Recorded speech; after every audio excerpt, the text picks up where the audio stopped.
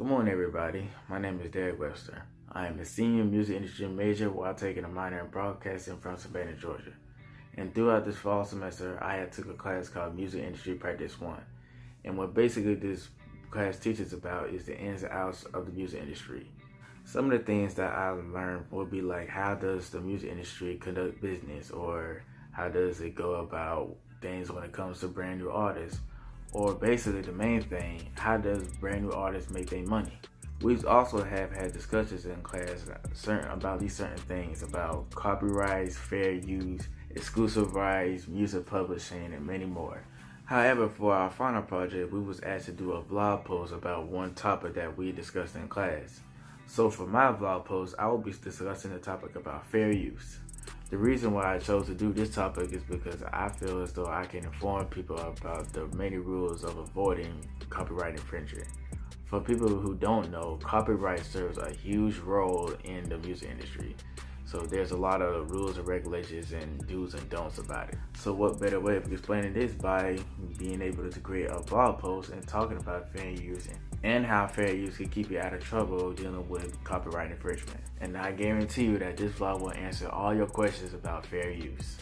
So what is fair use, you may ask? Well, according to Wikipedia, the fair use is a doctrine in the law of the United States that permits limited use of copyright material without having to first acquire permission from the copyright holder. In other words, this basically quotes any copyrighted material verbatim under specific purposes such as criticism, news reporting, education, and research.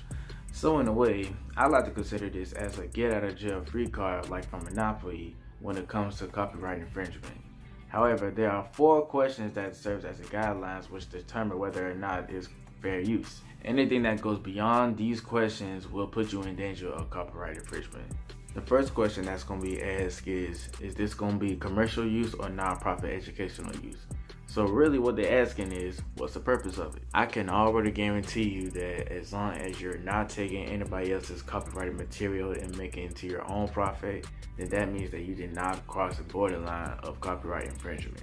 It's really only considered when it's educational purposes only. So an example of this would be like in many schools, colleges, universities, the professor may assign their students to watch a video or a movie or something and have them do a paper about it. I know personally in the class that I'm in, my professor will upload 2 videos and then we would have to write a response essay about it, about what we learned. This is another example because at the end of the day, he is not charging me any kind of money to watch these videos that have already been copyrighted just to do an essay. The next question that is asked is, what is the nature of the work? What this really means is, what does this do? One thing that you should know is that you are less likely to qualify for fair use if the nature of the work just basically copies the original content, or if you're just using fictional material rather than factual material. So a good example of this would be like, say if you was watching a YouTube video about the newest updates of the video game Fortnite that was posted by Fortnite's official YouTube channel, and you decided, oh okay, how about I do a YouTube video about the newest updates Fortnite. So if this were to happen, then you will be more than likely not qualified for fair use, and you would probably be getting an email from Fortnite issuing you a copyright lawsuit. And you already know with a coming lawsuit, they basically gonna sue you for everything that you got because they have evidence that you committed a copyright infringement. So just be mindful of what is the nature that you're doing with the work. The third question is, what is the amount of the work that is being used for it? This is normally determined by the courts of the United States whether or not this is considered fair use.